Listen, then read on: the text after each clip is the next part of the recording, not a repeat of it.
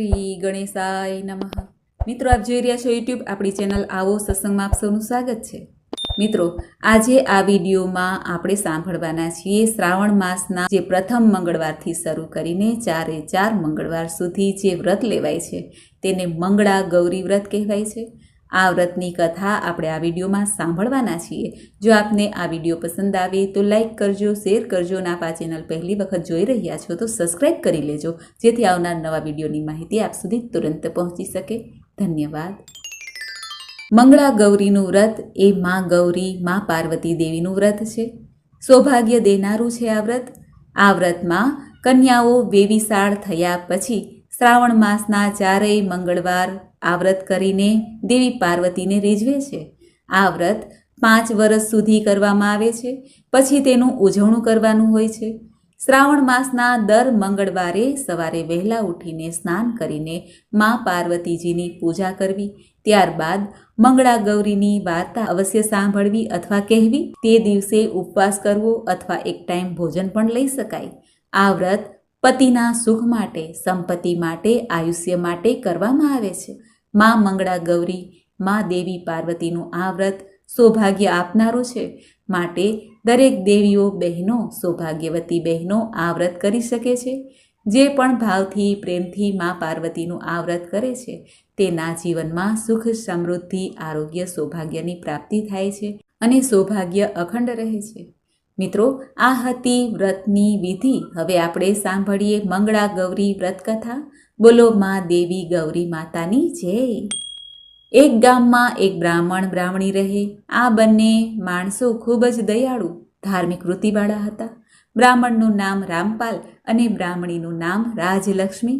તેઓ બધી રીતે ખૂબ જ સુખી હતા, પણ તેમને શેર માટીની ખોટ, આથી બ્રાહ્મણ બ્રાહ્મણી ઉદાસ જ રહેતા હતા।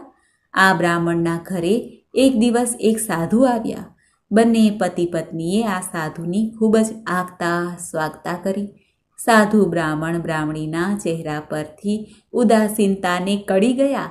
સાધુ બોલ્યા, હે બ્રાહ્મણ, તમે બંને કેમ ઉદાસ લાગો છો? ત્યારે બ્રાહ્મણે કહ્યું, હે સાધુ મહાત્મા, ભગવાનની દયાથી અમારી પાસે બધું જ છે, પણ એકમાત્ર સંતાનની ખોટ છે। સંતાન વગર અમને બધું સુખ મોડું લાગે છે।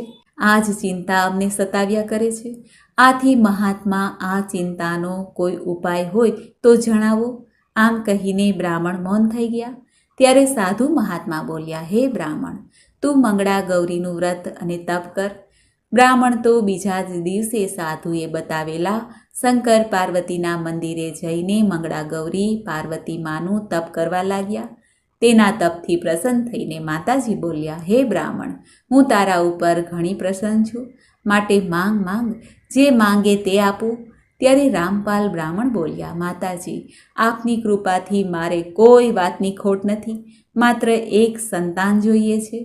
ત્યારે દેવી પાર્વતીએ કહ્યું, ભાઈ, તારા નસીબમાં સંતાન સુખ નથી। ગમે તેમ કરો માતાજી, પણ જો મારી ઉપર પ્રસન્ન હોય તો મને એક સંતાન આપો।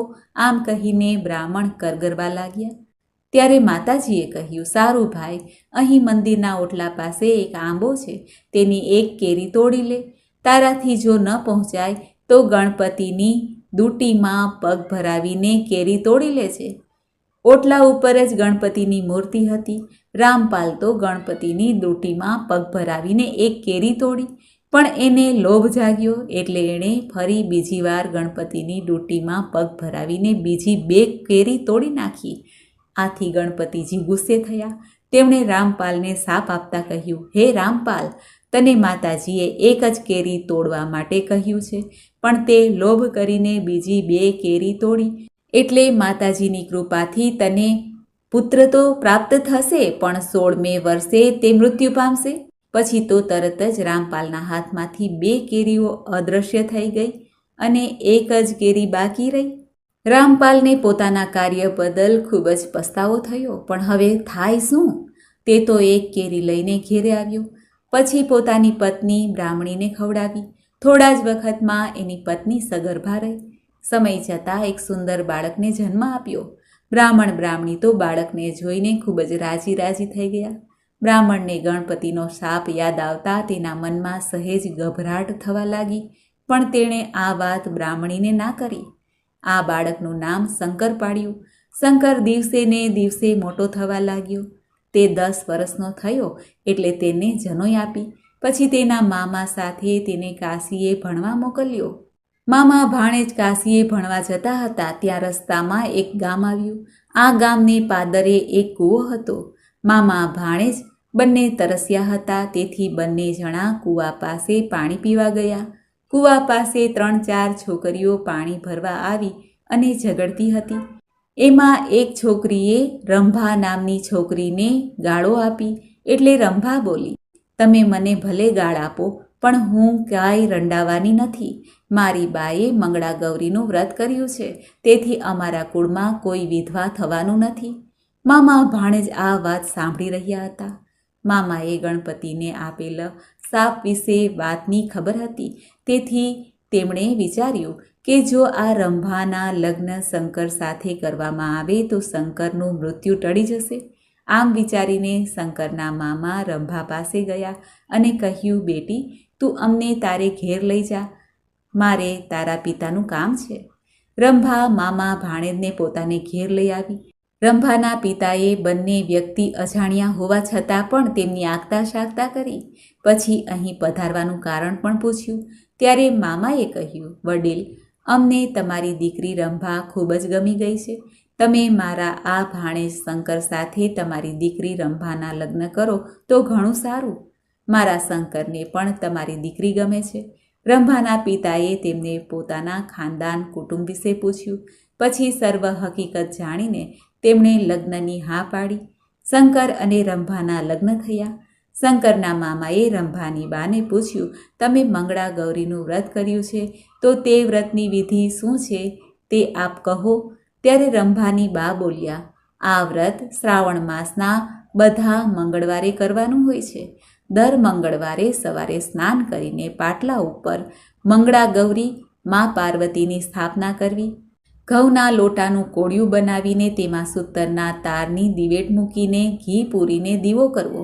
પછી બીલીપત્રો, પુષ્પ, જીરાના દાણા, ધરોના પાંદડા, ધતુરાના પાન, અઘેડાના પાન, આ બધું 16 લઈને માતાજીનું પૂજન કરવું. એકટાણું કરવું. જાગરણ કરીને બુધવારે પ્રાતઃકાળે વિસર્જન કરવું. 5 વર્ષ પૂરા થાય એટલે વ્રતનું ઉજવણું કરવાનું હોય છે. આમ વ્રતની વાત કરીને બધા સૂઈ ગયા. સવાર થતાં મામો ભાણેજ કાશીએ જવા માટે સાસુ સસરાની રજા લીધી. શંકરે તેની પત્નીને પાછા ફરતા ઘરે લઈ જવાનું જણાવ્યું. પછી બંને જણા કાશીએ ગયા. શંકરે થોડા વર્ષમાં પોતાનું ભણતર પૂરું કર્યું. પછી તે વળતા પોતાના સાસરે આવ્યા અને સાસુ સસરાએ તેમની આગતા શાગતા ફરી કરી.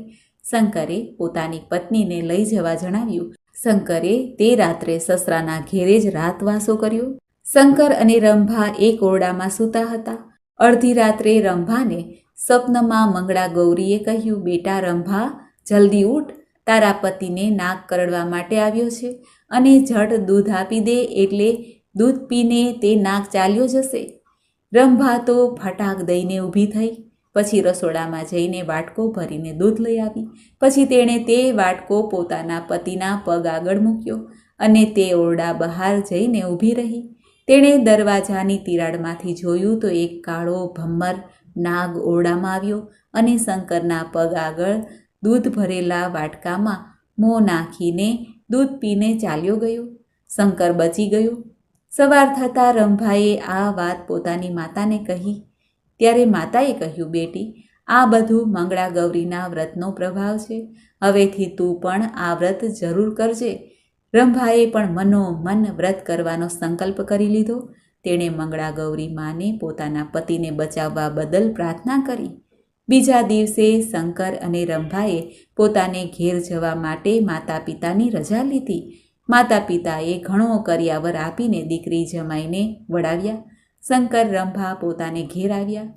ઘરે આવીને રંભાએ પોતાના સાસુ સસરાને નાગની વાત કરી. પોતાના દીકરાની મોતમાંથી ઘાત ગઈ તે જાણીને તેના માતા પિતા ખૂબ જ પ્રસન્ન થયા અને આ બધું મંગળા ગૌરીના વ્રતના પ્રભાવે બન્યું છે એ જાણીને શંકરની માતાએ પણ મંગળા ગૌરી માનું વ્રત કરવાનો સંકલ્પ કર્યો. આમ મંગળા ગૌરીના વ્રતના પ્રભાવે શંકર મોતના મુખમાંથી બચી ગયો અને તેને આયુષ્ય પ્રાપ્ત થયું.